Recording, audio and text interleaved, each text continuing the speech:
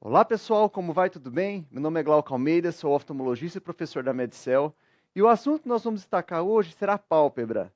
Lembrando que a anatomia palpebral ela é importante em três pontos principais: a derme, epiderme e os anexos oculares.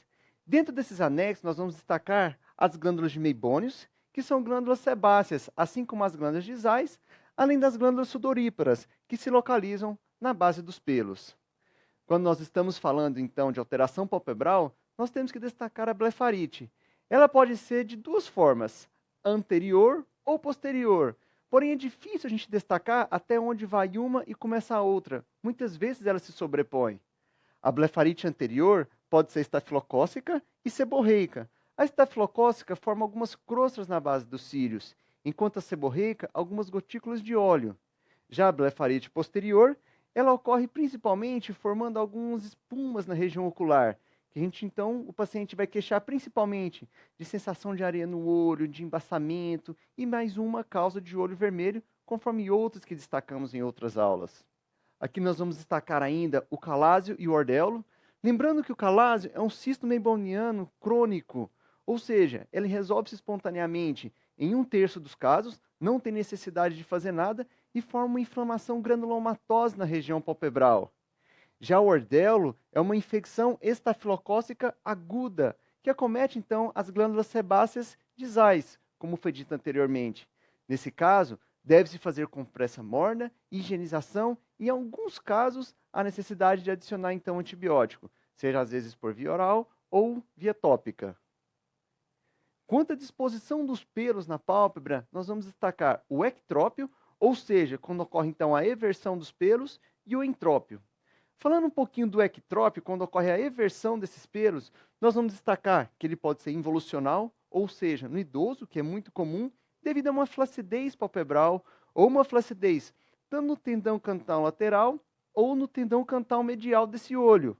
Além disso, pode ocorrer por um processo de cicatrização, devido à exposição solar muito importante, levando à eversão dos cílios, além de paralítico, no caso da paralisia facial, ou mecânico, no caso de um tumor, que acaba então fazendo uma força e levando então à eversão desses pelos.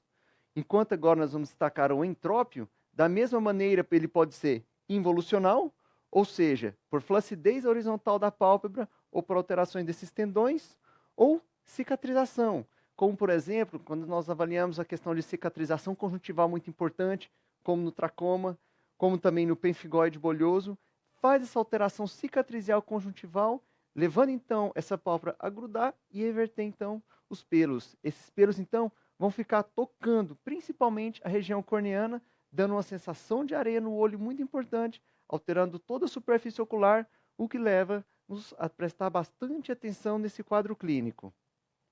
Quanto aos tumores, nós podemos citar os tumores benignos palpebrais e os tumores malignos. Dos tumores benignos, nós vamos citar o papiloma de células escamosas. Por se tratar então de células mais superficiais, nós teremos algumas projeções digitiformes, que é muito comum observarmos tanto na histologia quanto na anatomia desses casos clínicos, que a gente observa então essas projeções. Já o papiloma de células basais são alterações mais profundas então da região da pele. Logo, ele tem um aspecto mais grudado, ele é mais comum em idoso. E tanto o papiloma de células escamosas quanto o papiloma de células basais, a conduta é uma exérese simples. Quanto aos tumores malignos, cabe-nos destacar dois deles: o carcinoma de células basais e o carcinoma de células escamosas. O carcinoma de células basais é o tumor mais comum do corpo humano. Ele é mais comum, então, de acontecer em idosos devido à exposição solar, pessoas que têm a pele muito mais branquinha. Pode ocorrer, então, principalmente uma infiltração local. Já o carcinoma de células escamosas, ele é mais agressivo e mais raro quando comparado ao carcinoma de células basais. E um dado importante é que ele pode ocorrer infiltração para os linfonodos regionais. Bem, pessoal, então o que nós tínhamos então de falar um pouco sobre pálpebra era isso. Lembrando então das blefarites, que foram comentadas, do calásio e do ordelo, que são alterações no decorrer do nosso consultório muito comum, e lembrar principalmente dos tumores. E aqui nós vamos destacar então o carcinoma de células basais como principal câncer do corpo humano maligno. Muito obrigado.